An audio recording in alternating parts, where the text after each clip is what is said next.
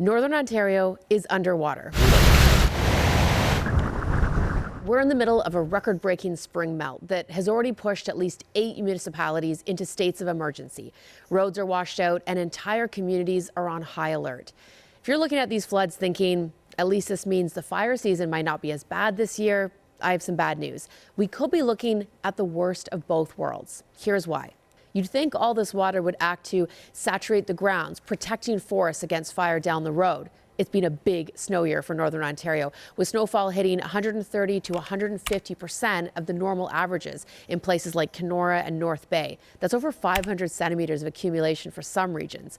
But with such an intense freeze-thaw cycle, the ground in the north is still partially frozen, so it's acting like concrete instead of a sponge. The ground is not soaking up that moisture for the summer, it's just sliding right off the surface, hitting the Sturgeon and Upper Ottawa watersheds and causing historic flooding.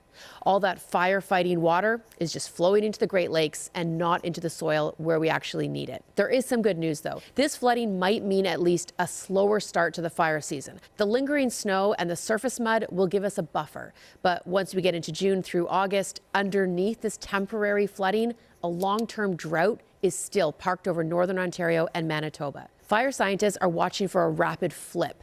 If the summer heat hits early, all this surface water evaporates in a week, and we're left with the same bone-dry tinder we had during last year's record-breaking season.